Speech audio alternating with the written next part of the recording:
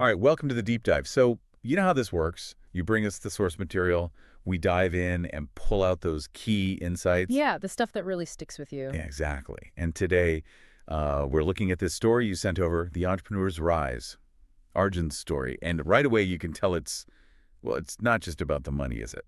No, not at all. The headline itself kind of signals that. It's about overcoming, massive challenges, hard work, sacrifice, chasing a dream.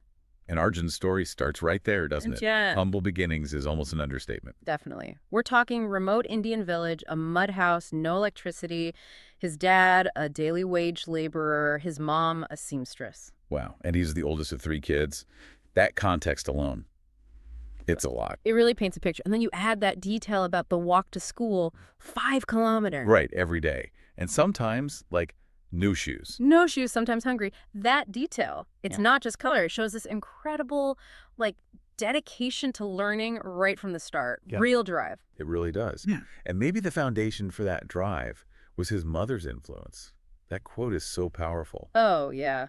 We may be poor, but your books are your power, Arjun. Mm-hmm. It feels like that was his guiding principle. It really frames everything, doesn't it? Seeing education not just as facts, but as power, as a way up.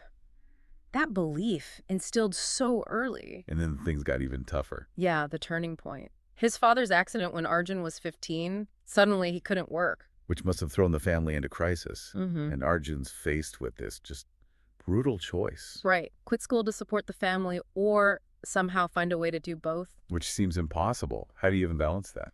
It's a heartbreaking choice many face, right? The need to survive now versus investing in the future. But he chose both.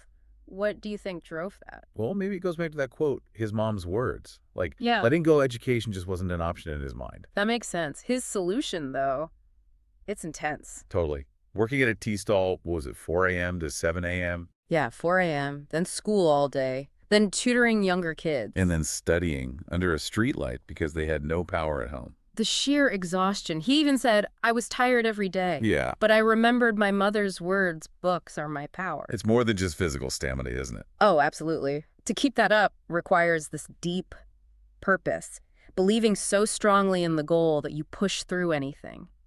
And tutoring others while struggling himself, that's interesting. Yeah, reinforcing his own learning maybe. And then somehow, after all that, he gets into college in the city. Which is amazing in itself. Yeah. But then the next hurdle, no money. For fees, for rent, for anything. He goes anyway. What's that about? Just sheer belief. Seems like it. An unshakable belief that college was the path.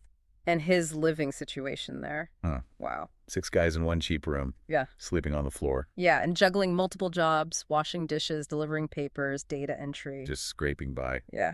But the source says he never missed a class. Never. That kind of discipline, what does that even take when you're that exhausted, that stressed? I can't imagine. But that commitment, it got noticed. Exactly. Professors saw his effort, and that led to the scholarship. Which must have been a lifesaver. It It's- kind of shows how putting in that visible effort can sometimes, open doors you didn't expect. Right. People notice that level of dedication. They want to support it. It's like you invest in yourself, others are more likely to invest in you too. Yeah, makes sense. And it's during this time, while studying, that he has the idea for his business. Right. He noticed how small village shops were struggling, still using old notebooks for everything inventory accounts. So his education starts connecting with, like, a real-world problem he understands. And it's significant that it was this problem, right? Not some abstract tech thing, something he saw firsthand, affecting people in communities like his own. Yeah, grounded in reality. It shows you don't need a complex problem to have a big impact. Not at all. And then he decides to build an app for it. With no coding background, right? None. He Yeah. just taught himself. YouTube, online courses, whatever he could find. That's incredible resourcefulness. And the source mentioned the process wasn't smooth. Oh, yeah. It crashed. He rebuilt it again and again. That really sums up the entrepreneurial reality, doesn't it? It's not always genius ideas, it's persistence. Totally.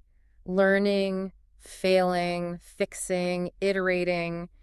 Each crash is just, more information for the next try. So he finally gets this app, Easy Via Par, working, Huh? and takes it back to his village. And the shopkeepers loved it because it actually solved a real problem for them in their own language. Made things easier, and word just spread. Yeah, organically. He didn't have money for marketing or anything. He even registered the company with no funding. That early traction, just based on the product itself, was a really strong sign. Huge sign of product market fit.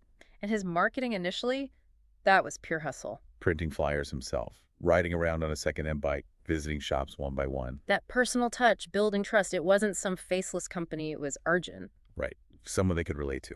And then came the big break. The feature in the business newspaper. How important was that? Massive. It gave him credibility, reach. It put him on the map way beyond his village. It's that power of story, of getting noticed. And that's what led to the investment. Yep. A local startup investor saw the article, saw the potential, and made an offer.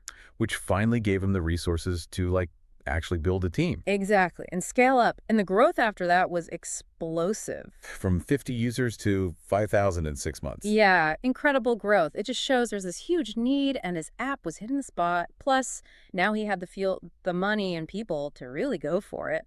And then we get to that part about his first real salary as CEO. It's quite moving. It really is. He didn't buy a fancy car or anything. He went back and rebuilt his parents' house. Put in electricity, a water pump, a small TV, things they never had. And his mother's quote? Yeah. Just, wow, my son didn't just build a company, he rebuilt our life. Yeah, that hits hard. It brings it all back to why he started, you feel. Definitely. It wasn't just about personal success and sending his younger siblings to college. Making sure they had the chance he almost lost. His declaration, no one in this family will drop out again. It shows that commitment to lifting his whole family up. It's a long-term vision. And look at the impact now. The company supports over 1 million shopkeepers across India. 1 million. It's staggering. But the story emphasizes he's still grounded. Yeah, still humble, eats simple food, talks to students, gives free training. Keeps giving back. That says a lot, doesn't it? Success hasn't changed his core values. It suggests that purpose, that why, is still driving him, maybe more than just profits. Exactly. It's that success with purpose idea he talks about. And his philosophy really sums it all up. Being poor isn't the problem. Staying poor in your mind is. Powerful. It puts the focus on mindset, on learning, on effort. If you work hard and never stop learning, anything is possible. It's about agency, isn't it? Taking control regardless of your starting point. Absolutely. And the core message, dreams don't need money, they need courage. Simple, direct, and true in his case. So for you listening, Arjun's story is, well, it's a powerful reminder, isn't it? You might not have the perfect circumstances, you might lack resources. We all face obstacles, but seeing what Arjun overcame through sheer determination, learning, solving problems, it's inspiring. That courage to just start, to try, even when things are tough. Like the story says at the end, your story is still being written, pick up the pen today. Yeah. His journey really shows how far resilience and that growth mindset can take you. Overcoming limitations is possible. So thinking about Arjun's idea that staying poor in your mind is the real problem, maybe a final thought for you to chew on is this. What's one belief you hold, maybe one that limits you, that you could challenge, especially when you think about learning something new or chasing a goal you have? That's a great question to end on. What mental barrier could you start to dismantle today?